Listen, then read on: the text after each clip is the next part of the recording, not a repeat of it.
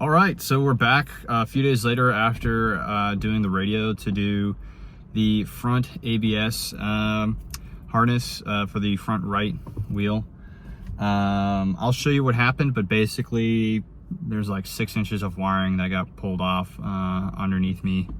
I don't know if it was a rodent or just something that I hit in the road, but I've got the new harness, and we're just gonna go through a nice little walkthrough of taking the tire off and the wheel off, and getting beneath the brakes and putting this new harness on, and then we're gonna rotate the tires. So let's get after it.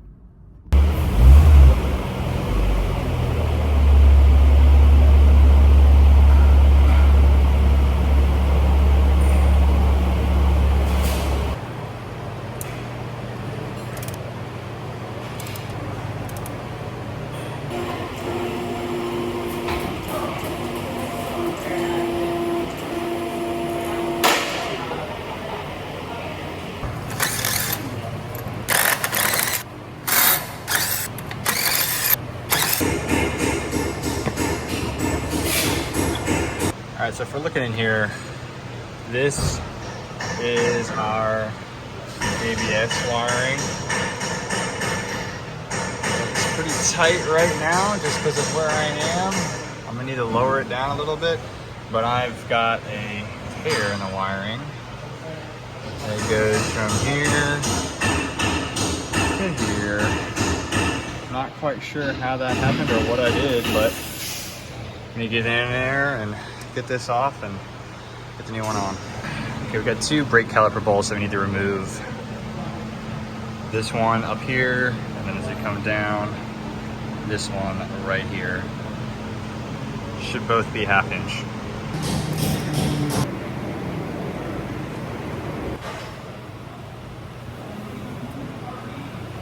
Okay, we got 2 more bolts we're gonna remove now using a 21 mil, lower and upper. These 2 guys right here. Like a glove.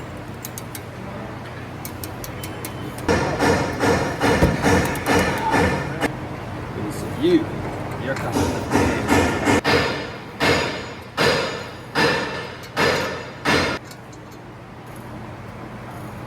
Boom.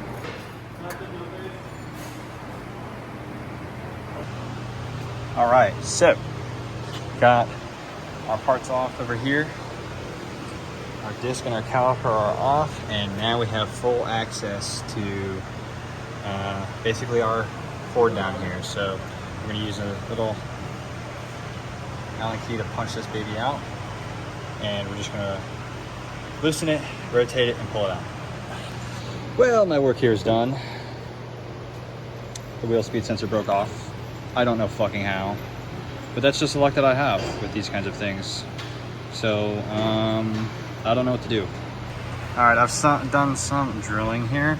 So we got the rest of our ABS stuck in here. I'm literally just trying to coax this thing out right now, and we're getting very tiny movement in. I think I just fucked it up even more. That's awesome. But that is what we're up against. It is looking pretty ugly in there, but we're gonna try to just wiggle things out. Come on.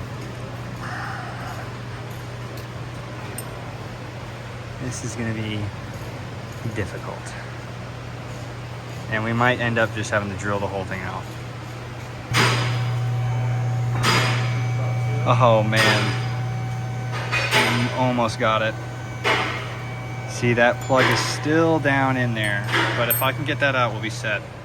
I never went to dental school, but I'm just trying to clean out the inside of this guy here with some dental tools. Overall, not bad. We got pretty much everything we needed out of there. A few clip pieces of metal that are stuck in there, so excuse the blurriness, but I'm gonna clean this thing the best we can. I'm gonna get some paper towels, shove them in there. I don't have any Q-tips, so we're gonna do what we can. Okay, I believe that to be about as clean as it's possibly gonna get. Let's see if I can get my, there we go. All right, so picked everything out of there I could, got a magnet, got the metal fragments out, so we're gonna go ahead and just try and pull the rest of the harness off of here, which is just gonna be up through here and go ahead and undo these clips. More tricky shit. Let's feed this thing through and get it in here so I can get out of here. We still have to unclip the rest of it, but right now I'm just trying to move this in. I don't know how I did it, but I just did it, okay. Salutations. I am behind my shop. And it looks like the clip is right here. If I can just get my hand on it, I need to. Okay, so here I am behind my shock. I've pushed out the plugs that were right there, right? These ones. You can see, excuse my head. There's the safety clip right there. I've already pushed it out. All we have to do is just disconnect this. Okay, so here it is, fully pulled apart now. That red clip was extended out, and then there was an indent to press down on, and then just slide it back out. So boom. There's the old harness. Here's the new harness. And all we're gonna do is just reconnect this thing back where that other one was, hook it back in, and then make sure it's on all of our points of contact. I think what happened was the old one had slipped off somehow and something had cut it. So we'll make sure it's through 1, 2, like there's another one here, here, here, here. It just goes all the way up. So the first two should be kind of out front here. So we're gonna come out of the front and go 1 and then 2 out the back.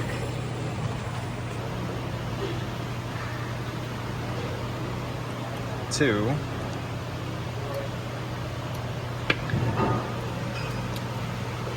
Just like that. See how it's coming over and then under. And then, before I go any further with my connections, I'm going to reassemble everything.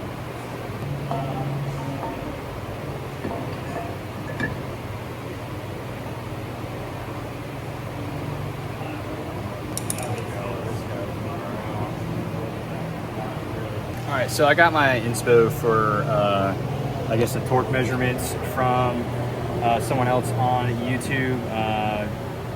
He's even said it in the video, like, do your own research. But we're gonna torque these two to 100 foot-pounds. And then after we put our caliper on, we're gonna be torquing those bolts that go to the caliper to 20 foot-pounds. So 100 and then 20. So let's get to it.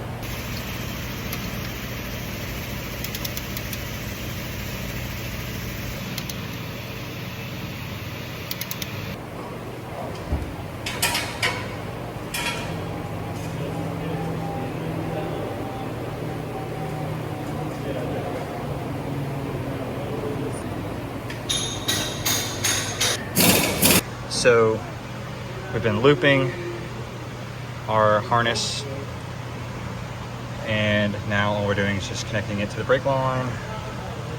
Love it when my video is out of focus. So boom, another one over here, bang, and then if I wasn't a complete idiot, I probably would have routed it underneath here. But you know what? We're fine. So now everything should be secured and torqued. And now for my next trick, I'm just gonna go ahead and do a quick tire rotation, and that's gonna be it. Okay, if I'm being completely honest, it took way longer than I thought it was going to. But everything is placed back together. Jeep is in good condition. Tires rotated. We're gonna take it for a test drive and see if we can get that ABS light to go out.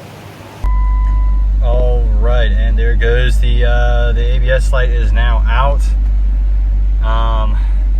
That's it. That's really all we had, right? So, in theory, a simple fix.